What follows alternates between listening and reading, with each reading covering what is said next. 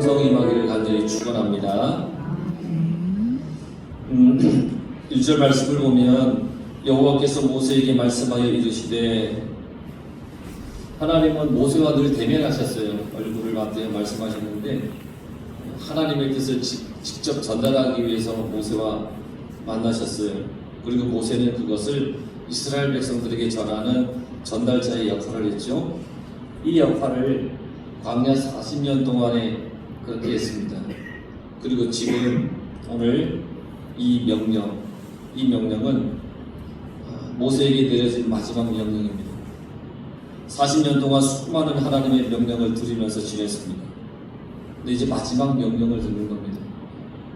모든 명령이 다 중요하지만 이 마지막의 명령은 모세에게 또 다른 의미일 겁니다. 마지막 명령. 우리가 사는 날 동안 모세처럼 하나님의 명령을 들으면서 살고 있습니다.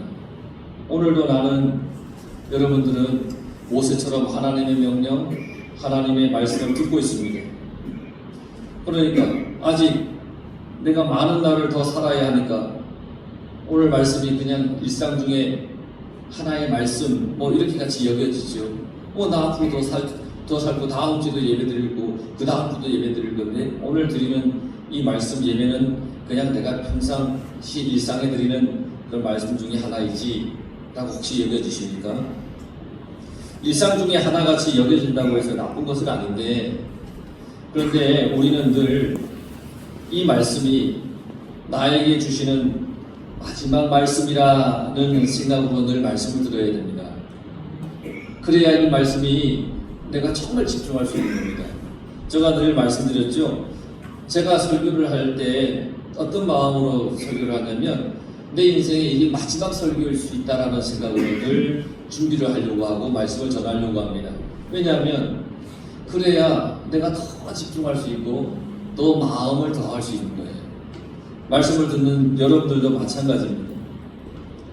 또 한 가지, 어느 누군가에게는 이 설교가 마지막으로 듣는 설교일 수 있다라고 생각하기 때문에 대충 어떻게 할 수가 없는 거예요. 매주일 드리는 예배일지라도 늘 하나님 앞에 감사와 사모하는 마음으로 예배드리고 말씀 들으시길 바랍니다. 오늘 하나님께서는 나에게 그 어떤 놀라운 계획과 어떤 놀라운 뜻을 나에게 전하실지 우리는 모르기 때문에 늘 이 말씀을 우리는 늘 갈망하며, 그래, 내게 주시는 인생의 마지막 말씀일 수 있지, 잘 들어야지 하는 그런 마음을 가져야 된다는 것입니다. 2절에 보면 이스라엘 자손의 원수를 미디안에게 갚으라, 여호와의 원수를 갚되. 3절 말씀. 하나님의 이 말씀은 우리가 앞서 본 민수기 25장의 사건으로 인한 겁니다. 민수기 25장에 보면 이스라엘이 모압과 또 미디안 사람들의 유혹에 빠져서 우상 숭배하는 죄를 저지릅니다. 이스라엘 남자들은 모압과 미디안 여인들과 음행을 저지릅니다. 그래서 하나님께서 이스라엘을 우상 숭배와 음행에 빠지게 한 이 미디안을 치라, 멸하라, 그렇게 명령을 하셨습니다.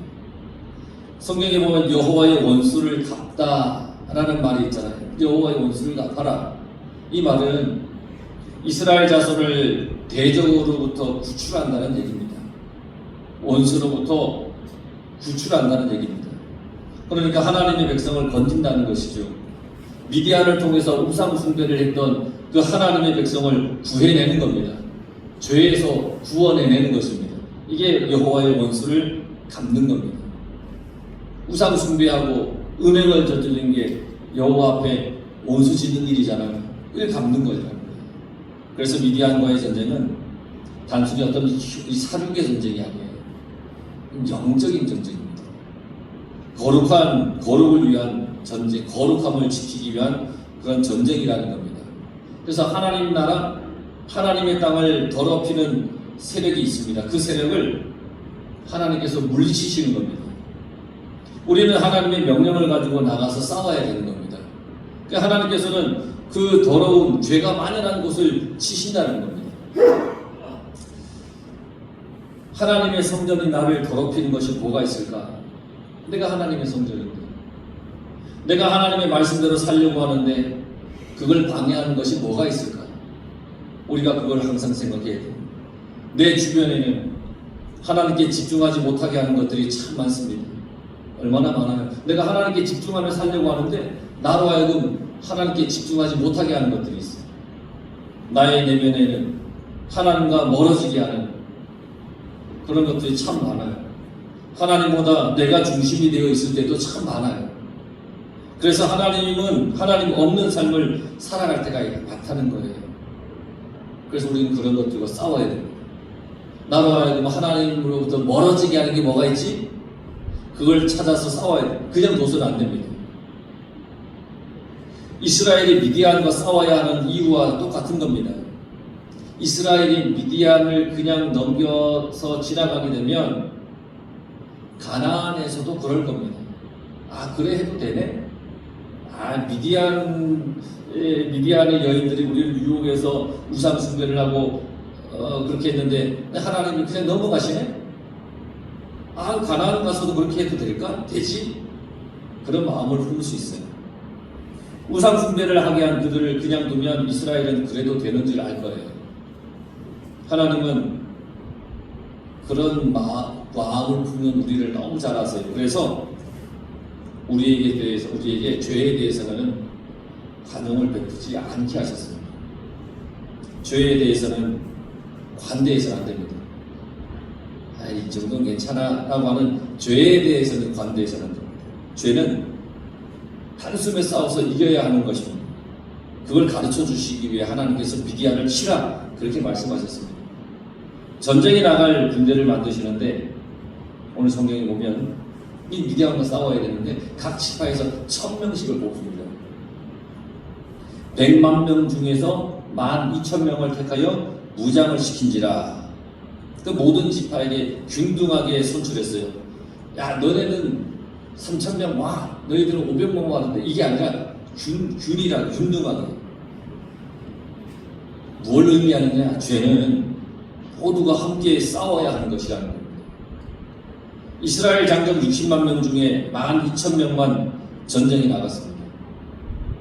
아주 적은 수가 전쟁에 나갔잖아요.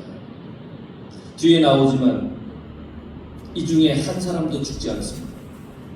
미디안과의 전쟁에서. 이들이 전쟁에 능했을까요? 전술이 있었을까요? 좋은 무기가 있어서 그랬을까요? 절대 그렇지 않아요. 이들이 전쟁에서 전혀 한 사람도 죽지 않은 이유가 있습니다. 그게 6절에 보면 제사장 엘르아살의 아들 비느하스에게 성소의 기구와 신호나팔을 들려서 그들과 함께 전쟁에 보내매. 미디안과의 전쟁이 거룩한 전쟁이라고 말씀드렸잖아요. 영적 전쟁이라고 그랬잖아요. 그것을 잘 말해주는 것이에요. 단순히 군대만 보는 것이 아니에요. 실질적인 지휘관인 모세나 여호수아도 아니에요. 대제사장의 엘르아살의 아들 비느하스가 이 전쟁을 지휘합니다. 비느하스는 25장에 바알 부올 사건 때에 이 시므리와 미디안 여인 고수비를 창으로 찔려 죽임으로 이스라엘에게 발생한 영병을 그치게 했던 장본인입니다. 미디안 여인과 음행하여서 하나님 앞에 모두가 회개할 때에 이스라엘의 한 남자가 미디안 여인을 데리고 와서 장막에 들어간 사건이 있었잖아요. 거기서 이 비느하스가 창을 가지고 그들을 죽였던 사건이 있습니다. 시딤에서 미디안을 응징하는데 선봉장으로 나섰던 제사장 이 비느하스가 성소의 기구와 신호나팔, 부는 소리, 나팔을 들고 이스라엘 군대와 함께 전쟁에 참여를 합니다. 이것은 하나님께서 직접 참여하는 거룩한 전쟁이라는 얘기입니다.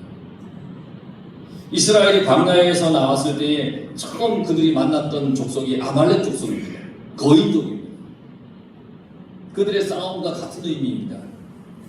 모세가 산꼭대기에서 손을 들고 계속 기도하고 있으면 이스라엘이 전쟁에서 승기를 잡아 나가는 것이고, 모세가 피곤하여서 손이 내려오면 이스라엘이 밀리는 거예요. 모세는 산에서 기도를 하였고 여호수아는 군대를 이끌고 갔습니다. 그때 모세의 손이 피곤하니까 모세의 손을 잡아준 사람들이 아론과 훌이 모세의 손을 이렇게 받쳐주어서 전쟁의 승리를 할 수 있었다는 것이. 전쟁은 사람이 하는 것 같지만 하나님께서 주관하시는 것입니다. 나의 영적 전쟁도 마찬가지입니다. 나의 신앙생활에서 만나는 모든 영적 전쟁은 내가 하는 것이 아닙니다. 내 뒤에서 하나님이 함께 해주시는 겁니다. 내 뒤에 계신 하나님. 미디안과의 전쟁의 목적은 하나님의 백성을 유혹하고 유혹한 미디안 사람들을 파멸시키는 거예요. 이 전쟁의 목적이에요. 이스라엘 군대는 미디안 남자들과 5왕 그리고 이스라엘을 걸려 넘어지게 한 그 발람을 죽였습니다. 발람은 우리가 몇 번 다루었죠? 메소포타미아에 있는 선지자였어요. 저주를 하여서 먹고 살았던 사람이에요. 그에게 하나님이 영이 임하여서 이스라엘을 축복하게 했어요. 하지만 미디안 여인들에게 이스라엘 남자들을 유혹하게 해서 바알 부월 우상을 섬기게 만드는 장본이기도 해요. 그 죄로 인해서 이 발람은 죽게 됩니다. 미디안 사람이지만 발람과는 대조적으로 호밥이라는 사람이 하나 있습니다. 이 사람은 이스라엘을 약속의 땅으로 인도하는 역할을 한 사람입니다. 같은 미디안 사람인데 민수기 10장 32절에 보면 당신은 우리가 광야에서 어떻게 진칠지를 아나니 우리의 눈이 되리이다. 이 모세가 호압에 대해서 이게 얘기한 겁니다. 미디안 사람이긴 한데 미디안 사람 중에도 악한 자와 그렇지 않은 자가 있다는 것입니다. 하나님의 사람 중에도 하나님의 뜻을 따르는 자와 따르지 않는 사람도 있다는 것입니다. 그래서 우리는 항상 하나님의 뜻을 따라 살려고 애써야 됩니다. 하나님의 뜻을 따라야만 미디안의 유혹에 넘어가지 않을 수 있기 때문입니다. 거룩한 전쟁에 나갈 수 있습니다. 거룩한 전쟁에서 승리할 수 있는 겁니다. 하나님을 따라가야 되는 겁니다. 나의 삶은 늘 거룩한 전쟁터에서 살아가는 겁니다. 이 세상은 하나님의 자녀들을 그냥 두지 않습니다. 사탄 마귀는 우는 사자와 같이 삼킬차를 찾는다고 그랬어요. 우리로 하여금 하나님으로부터 멀어지게 하려고 그럽니다. 사탄 마귀.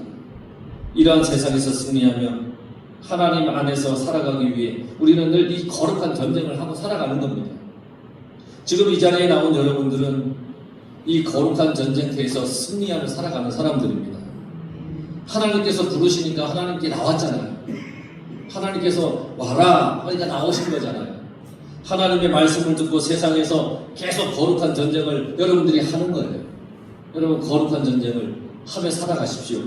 이 전쟁이 쉬울지 어려울지는 나에게 달려 있습니다. 내가 싸우는 것이기 때문입니다. 물론 하나님께서 뒤에서 함께 해주십니다. 그런데 내가 직접 나가야 되는 거잖아요. 내가 이 세상을 지금 직접 살아야 되는 것이죠. 내가 나가서 싸우지 않으면 안 되는 거잖아요. 거룩한 전쟁의 이 지휘관이 모세도 여호수아도 아닌 제사장 비느하스라는 겁니다. 그러니까 여러분 우리는 영적 전쟁에서 내가 스스로 자만해서는 안 됩니다. 나의 경험이나 지식을 사용하려고 해서도 안 됩니다. 거룩한 전쟁은 기도로 하는 것입니다. 그래서 비느하스가 나간 겁니다. 제사장 비느하스가 나간 것은 기도로 해야 되기 때문에, 기도로 이겨야 되기 때문에, 하나님만 의지하며 하나님의 도움만 구해야 되기 때문에 비느하스가 나간 겁니다. 우리나라에 현재 모이는 교회 성장들에는 수많은 외국 선교사들의 목숨 건 사투가 있었습니다. 자녀 한둘을 한국 땅에 묻지 않는 선교사 가정이 없다고 합니다. 외국에서 들어온 선교사들 가정 중에 그렇다는 겁니다. 영적 전투는 눈에 보이지 않는 곳에서 일어나고 겉으로는 평안한 것 같은 이 세상의 이면에서 영적 전쟁은 지금도 벌어지고 있는 겁니다. 지금 우리가 누리는 신앙생활의 자유는 보이지 않게 일어난 영적 전쟁의 승리의 열매라는 겁니다. 그 선교사들의 영적 전쟁을 통해서, 순교를 통해서, 고난과 고통을 통해서 지금 우리가 신앙의 자유를 누리며 살아갈 수 있다는 것이죠. 이스라엘은 미디안의 모든 진지를 그래서 철저하게 파괴했습니다. 부녀들과 아이들을 사로잡았고 그들의 모든 소유물을 탈취했습니다. 그리고 가옥과 건축물들을 다 파괴했습니다. 이것은 이스라엘을 데려가거나 유혹해서 타락으로 이끌었던 그 백성을 향한 하나님의 진노의 결과입니다. 13절 이후에 보게 되겠지만 전리품의 규모를 보면 미디안 군대는 이스라엘 군대를 압도할 정도로 큰 규모의 군대였습니다. 그런데 이스라엘이 이겼습니다. 군대 군사의 숫자를 보면 이스라엘이 이길 수가 없습니다. 그런데 이스라엘이 이겼습니다. 이유는 딱 하나입니다. 이스라엘이 하나님께 순종하였기 때문입니다. 하나님이 함께 하셨기 때문에 이길 수 있었다는 것입니다. 1000명씩만 뽑아와 순종하여 1000명씩만 뽑았습니다. 미디안과 비교해서 적어도 10,000명씩은 뽑아야 되지 않습니까? 하지 않았습니다. 하나님께서 1000명씩만 뽑아라 하니까 1000명씩만 뽑아서 나갔습니다. 순종했습니다. 이스라엘이 하나님께 온전히 순종했을 때는 결과가 좋습니다. 하나님께서는 이 경험을 통해서 이 이스라엘 백성들이 가나안 땅에 가서 승리할 수 있는 주요한 원칙을 배우길 원하셨습니다. 순종의 삶이 살 길이라는 것입니다. 하나님이 하시는 말씀에 순종하여 나가는 것이 살 길이라는 것입니다. 주님께서 주실 때는 내가 순종하고 있을 때입니다.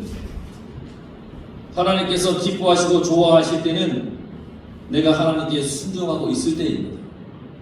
여러분, 하나님께 늘 순종하며 하나님께 나아가시길 바랍니다. 가나안 점령은 순종해야 얻을 수 있는 것입니다.